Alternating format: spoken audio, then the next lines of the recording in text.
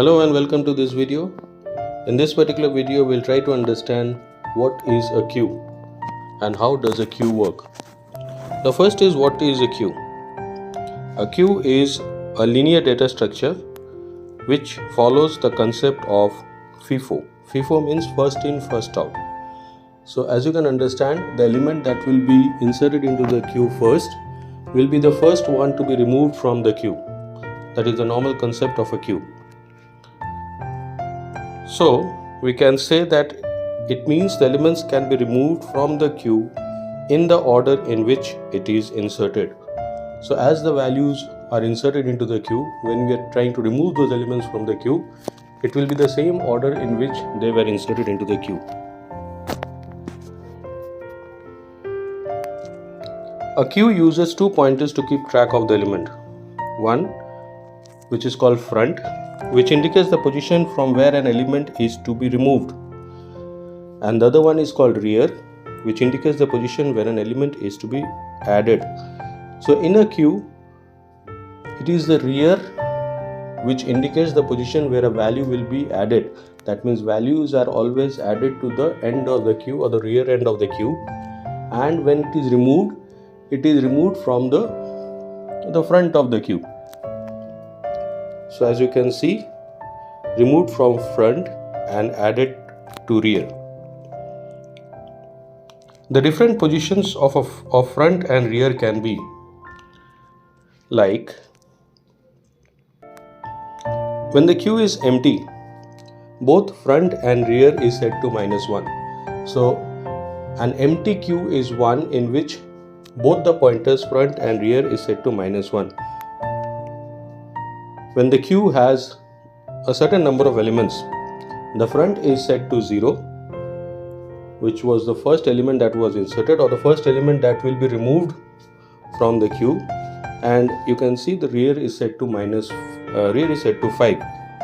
So the last element that was inserted into this queue was 20, so it is at position 5.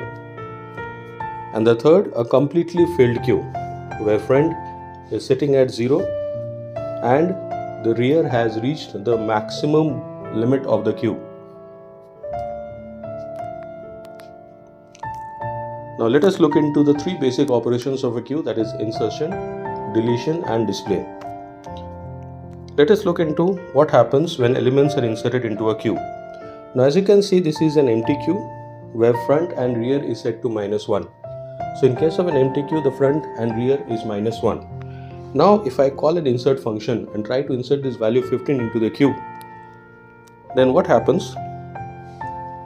Rear becomes 0.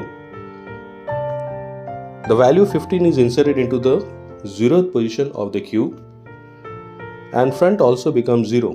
So this is the condition when the queue has only one element, and that element is the first as well as the last element.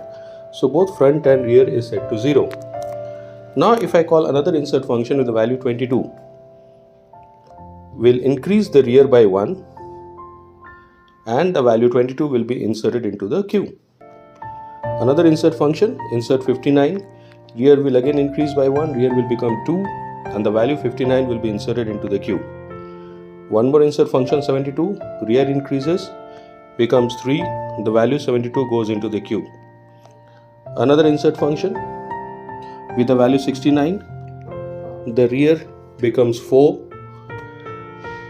and the value 69 goes into the queue. Likewise, if I call another insert function with the value 15, rear will increase to 5 and the value 15 will go into the queue.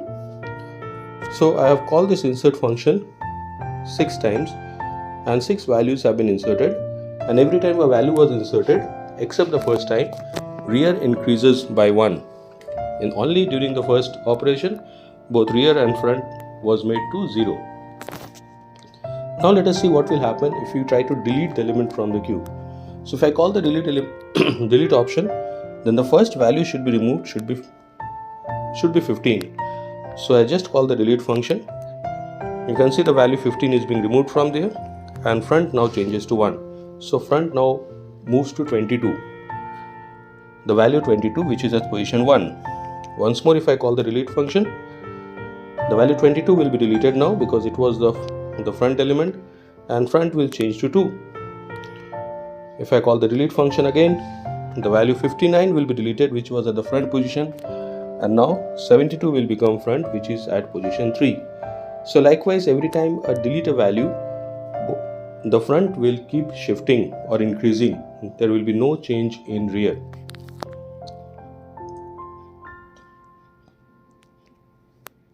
Now let us see how to insert a value into a queue. To insert a value into a queue, we have to understand the different conditions of the queue. This is a completely filled queue where front is 0 and rear has reached the maximum limit. So we cannot insert a value into this particular queue. Or the front may be in any position, but rear has reached the maximum limit. This is also a case where the queue is filled, even though we can see there are some empty spaces in the beginning, but we cannot use those spaces because this is a linear queue. There are other versions of queue like a circular queue or D queue, where we can make utilization of these spaces. The explanation of circular queue and D queue I'll provide in another video. For the time being, we are only dealing with linear queue. So this is a case where rear has reached the limit, so I cannot insert a value. The message comes up as queue overflow. If it is an empty queue while inserting a value, that is front and rear both -1, so we increase the value of rear by 1 and we insert the value in the rear position and set front to 0 from -1. If it is a partially filled queue like this one, where there are spaces towards the end of the queue, towards the right end of the queue, so we increase the rear by 1 and then we insert the value in the rear position.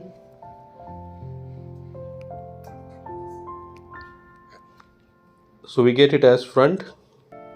The rear, which was 5, now becomes 6, and the value 25 has been inserted into the rear, the right end of the queue. Now let's look into the code. Now this is the code for a function called insert, which takes an integer argument x and inserts it into the queue. The first condition that it checks before inserting is whether rear is equal to max -1. That is, rear has reached the extreme end of the queue, as in the first case that we saw before. In both the cases, the queue is full.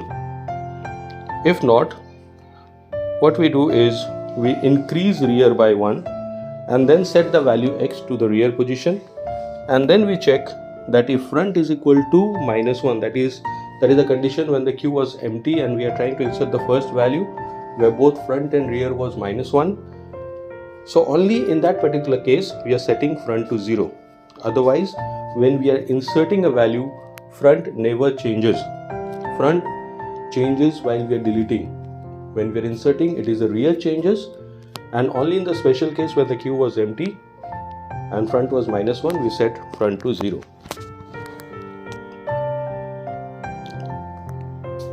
Next, we see how to delete a value from a queue. So let us look into the different conditions again. The first is an empty queue where element cannot be deleted because it is completely empty. So the condition is front is -1 or rear is -1. If the queue has only one element, in the queue has only one element, that is, say like this, when front is 0, rear is 0, only 14 is there. Or it may be like when front is 4 and rear is 4, the value of 20 is there. So in both the cases, if this is the only value that is there in the queue and we remove it, we delete it, the queue becomes empty. So queue becomes empty means we need to set front and rear to -1, which again indicates an empty queue. And the last condition is partially filled queue. So partially filled queue like this, where front is 1, the front value is 18 and we want to remove that. So what we'll do is we'll take the value 18 in a variable and we'll increase the front by 1. So 18 has been taken out and front shifts to 2, where the value 12 is there. So 12 becomes the first element, which will be removed the next time a value is deleted from the queue. So let us look into the code for deleting an element from a queue. This is the code. Now, as you can see, I have checked for an empty queue where front is equal to -1. So if front is equal to -1, it is an empty queue. That means the queue does not have any element. Otherwise, if it is the element, the only element in the queue, then what we are doing, we are setting front as -1 and rear as -1. Else we are just increasing front by 1. So we are taking that value in the front position in a variable x. Then we are checking that if it is the only element in the queue, we are setting front and rear to -1, indicating that the queue has become empty again. Otherwise, we are just increasing the front position of the queue. Next is how to display the queue.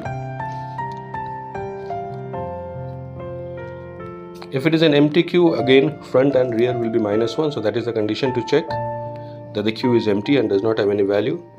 If it is a partially filled queue, like front is at 1 and rear is at 5, so it has 5 elements into the queue.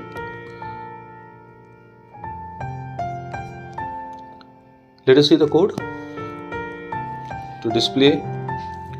Now, as you can see, if front is equal to -1, the queue is empty. So we have displayed empty queue. Else, we have displayed the queue from the front position to the rear position. That is, I is equal to front, which indicates the value in the front position of the queue. And we have gone till the rearmost element of the queue, that I less than equals to rear, I plus plus, and print qi. As for this case, front is at position 1, so the loop will become like for I equals to 1, I less than equals to rear is in the 5th position, and then we'll display that.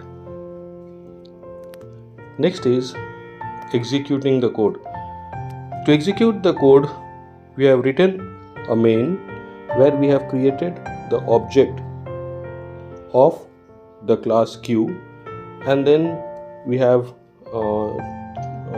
used the switch case and a menu driven program where 4 options I have given: insert, delete, display and exit. And then using switch case, I have checked those, like case 1, that user wants to insert a value. I have called the function insert with a value. Case 2, the user wants to delete, so I have called the function delete. Case 3, display. Case 4, just display a message thank you. And then if it is some other choice, it is an invalid choice. So this is how we are going to execute the code. Next, we are going to see the execution of this code.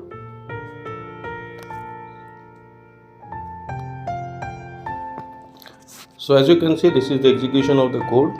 The 4 menu options are being displayed. I have entered the choice 1 and entered the value 10.